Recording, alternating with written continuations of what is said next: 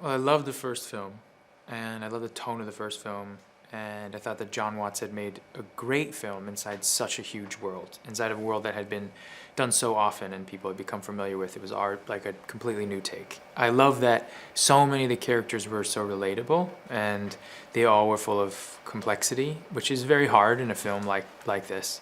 And when he came to me and said, he introduced this idea of Mysterio, I thought, well, isn't he a bad guy playing a villain and this and that?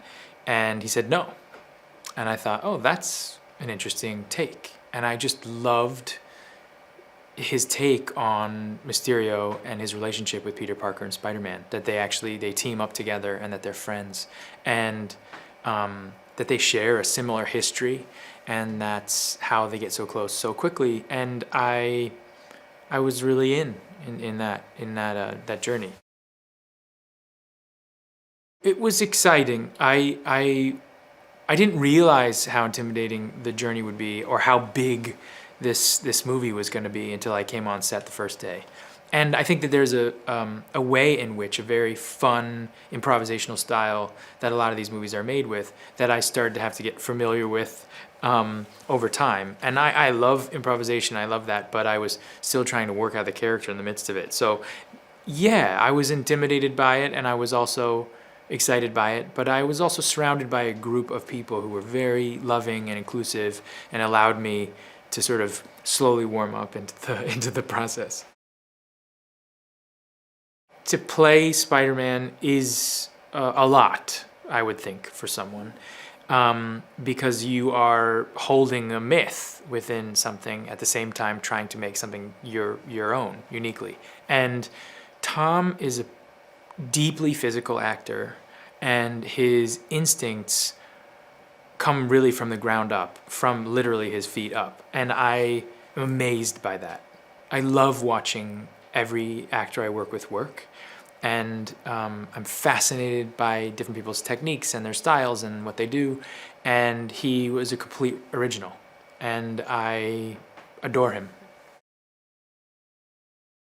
In truth, when I first put it on, I was like, is this right? You know, it felt kind of great, but it was also like, is this cool? Like, and then I realized, particularly because the Mysterio costume is full with a lot of, there's a fishbowl helmet, and there's a history of the costume being this way or that way. I think a lot of people were really waiting to see what it would look like, but it is so beautifully crafted and so meticulously done.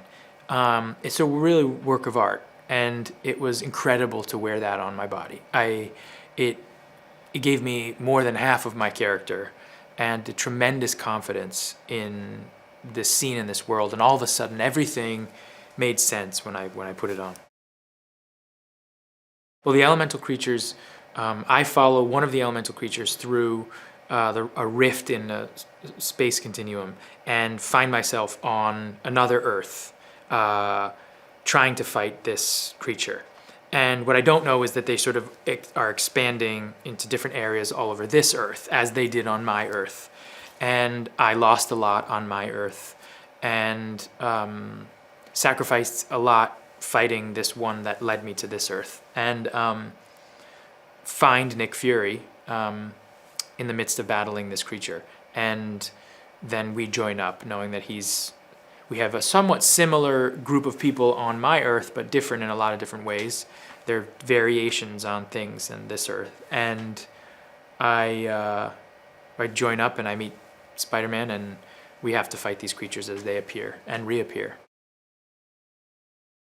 I mean, this world he knows so well. And in a lot of ways, he created this world as a character, and then I think also he's been in so many of these movies that it's second nature to Sam. I've actually known him for many years, so it was really wonderful to be able to sit with him in a scene and work with him just a bit. And he's wonderful. He's just a pro, and at ease, and coming up with ideas and things, and improvising in a way that I was in awe of. And he's wonderful. Hi guys, here's today's Daily Fact. The biggest Spidey fans have spotted different small details and Easter eggs in Spider-Man Far From Home, such as Peter's birthday marked on his passport as August 10th. Spider-Man's first appearance was in Amazing Fantasy No. 15, released August 10th, but all the way back in 1962. Remember to click here below to subscribe on the side for more great content.